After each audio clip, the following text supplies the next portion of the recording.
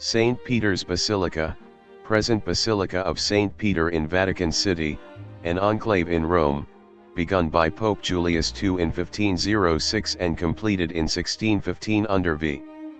It is designed as a three-aisled Latin cross with a dome at the crossing, directly above the high altar, which covers the shrine of St. Peter the Apostle.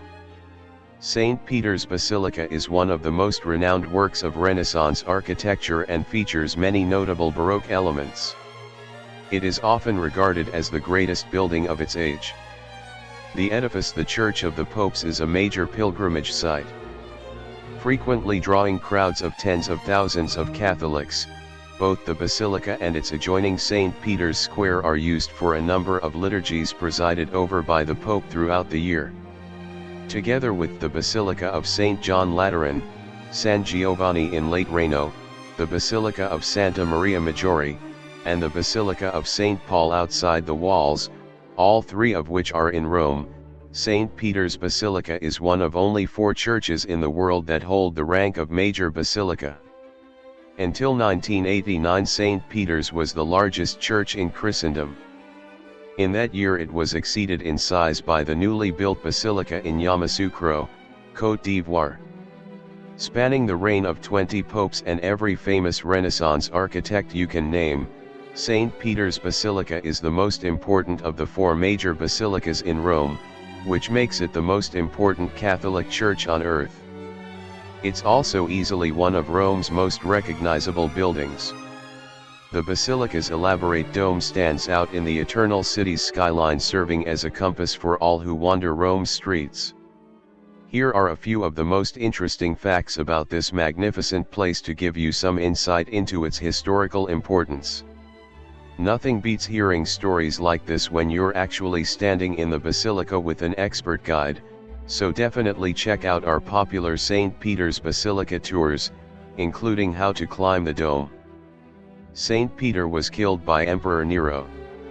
St. Peter was in Rome during the reign of Emperor Nero in AD 64 after the death of Christ. It wasn't a very convenient time, considering that the emperor had just blamed the Christians for a fire that destroyed half the city. The Christians, who seemed like a radical cult to some, were the best scapegoat for an emperor with no conscience. So, Nero initiated the persecution of Christians.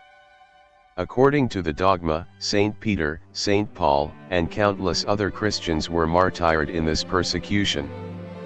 Peter attempted to flee Rome, knowing his days were numbered. But Christ appeared to him and asked him to return to the city to meet his fate. As dogma goes, St. Peter was crucified upside down by Emperor Nero and buried in AD 64. This was all part of Nero's plot to blame Christians for his great fire, which turned out to be partially successful. The basilica is built over St. Peter's tomb.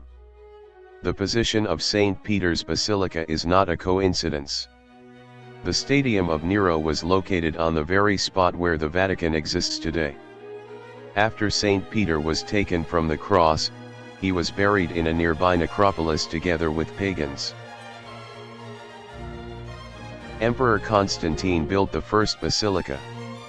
When Christ first met Peter, he said, "You are the rock upon which I will build my church."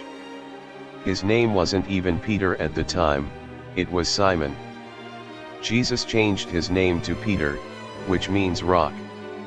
Constantine defeated Maxentius in AD 312 and legalized Christianity. He then took it upon himself to fulfill the scripture above and built a church on top of St. Peter's tomb.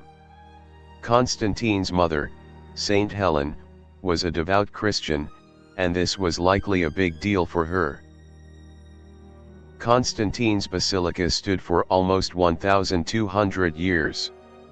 The original basilica Constantine built lasted from the mid-4th century AD, the 300s, until 1506. That's a very long time. The current basilica was built under Constantine and, while it does not exist today in full form, the current basilica still uses foundational elements from the original structure. That means the foundation is nearly 1,700 years old. Construction began on the current St. Peter's Basilica in 1506. Pope Julius II decided it was time for a new basilica, and he appointed Donato Bramante to design the current St. Peter's Basilica. Bramante's designs were later taken over by Raphael, a few years later. The current basilica had contributions from every famous name in Italian art, from Michelangelo to the father and son Modernos and Gian Lorenzo Bernini. It took 120 years to build. Yes, it took 120 years to build St. Peter's Basilica, which is pretty impressive considering the magnitude of the structure. There were many works that went on even after that timeline. The last fountain, built by Bernini, was not finished until 1675. There were 5 main architects. Bramante was the original architect of the structure, appointed in 1506, but he was replaced by Raphael in 1515. Raphael died in 1520 after only 5 years on the job. Raphael's design reduced the tower sizes, which defined the squareness of the building's exterior walls.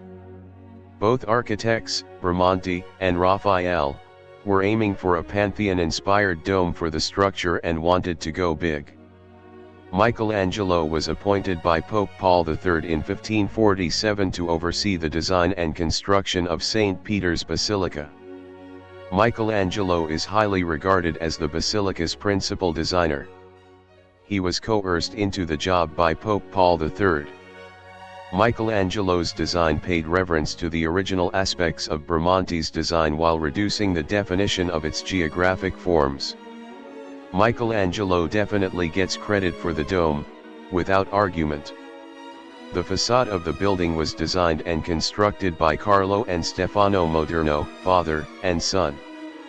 Gian Lorenzo Bernini also had a crack at the facade but failed, which we'll come back to. Gian Lorenzo Bernini was the principal architect of one of the basilica's most defining features, the square out front. It is the largest church on earth. The first thing you'll notice when you enter is the sheer size of the basilica. It was designed so well, however, that you won't really understand how big it is, because everything is so proportional inside. As you walk in, the gold coffered ceiling in front of you is 150 feet high. The statues on both sides of you increase in size the higher up the wall you go. It all looks the same size, but the difference is astounding. On the ground level, the statues are 6 feet. At the top, however, the statues are 24 feet high even though they look the same size. Similarly, the size of the letters that go around the basilica will blow your mind. Each letter is actually 8 feet in length. If you have nothing to compare it with, it's hard to believe they're that big. However, at times, there are people cleaning the basilica on the ceiling and you can see that they can actually fit inside the letters. The dome of St. Peter's Basilica was inspired by that of the Pantheon. Its structure was also inspired by Brunelleschi's Duomo di Firenze. What distinguishes St. Peter's Dome is that it's the tallest dome in the world. It is clearly visible in Rome's skyline. The dome is so tall that you could fit the Statue of Liberty inside it. Remember that this was built over 400 years ago. The exact dimensions of St. Peter's Dome are 448.1 feet tall, 136.5 m. And you can experience this for yourself. If you decide to climb St. Peter's Dome, you'll be rewarded with some of the best views in the Eternal City. Building materials were stolen from other Roman structures. Gian Lorenzo Bernini designed the Baldacchino with the purpose of marking the tomb of St. Peter. Bernini's Baldacchino is a 95-foot tall bronze canopy inside St. Peter's Basilica. This imposing sculpted canopy is one of the basilica's most renowned works of art. As you can imagine, it required a lot of bronze. So, where did they get all that bronze, you ask? When you go to the Pantheon, you'll notice the porch is quite bare today. That's because Pope Urban VIII took all the bronze that adorned the top of the porch for Bernini to melt down and repurpose in the making of this amazing structure. Take from one pocket in Rome and add to another. If you look very closely at the top part of the baldacchino, you'll notice there are little bumblebees carved into the bronze. These indicate who paid for it, since the Barberini Pope Urban VIII's papal emblem had bumblebees.